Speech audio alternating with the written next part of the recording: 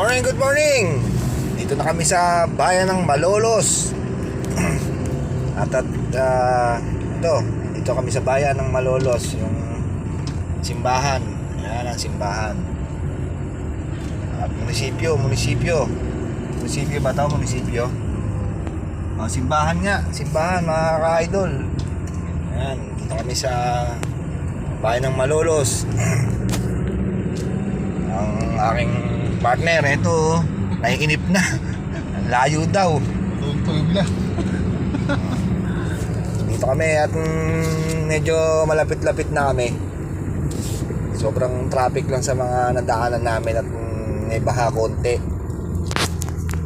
Itong madadaanan namin na to ay nandito yata yung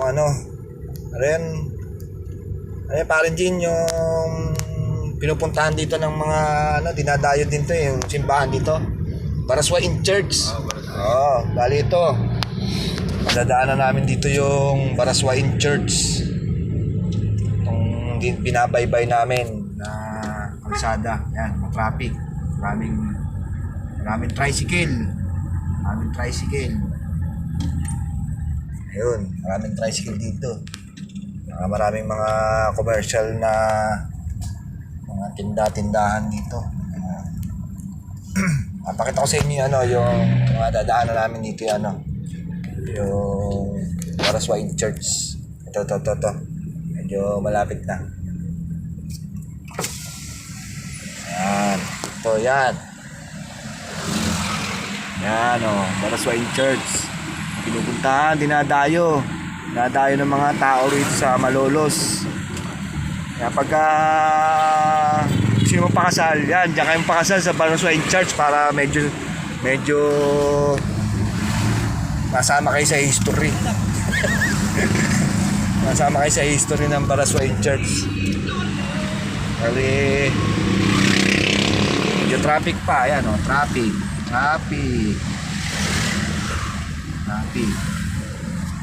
Binabaybay namin yung papuntang site. Saan ba yung site natin? Dun yung pangalan ng site namin, yung subdivision siya Grand Royal. Pangalan pa lang talagang Grand Royal. Pangmayaman na. Talagang mga big time ang mga nakatira doon. Mamaya makikita niyo yung ginagawang bahay doon. Papakita namin sa inyo. Wala ka tapos. Mga pupuntahan natin puro mga site. Doon ko kayo iikot.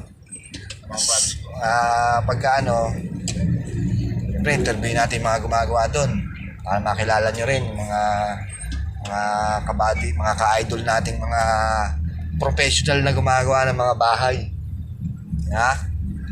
Paano? Mamaya uli. At talagang matraffic para mamaya mga saglit na oras lang, mamaya i-update ko kayo ulit. Mag-live tayo uli. Makikita niyo yung ginagawang bahay. Up and down, second floor. Yun yung project ng aking boss, si Architect Al Nunez. Maya na lang uli, update ko kayo. Medyo mahaba lang tong traffic.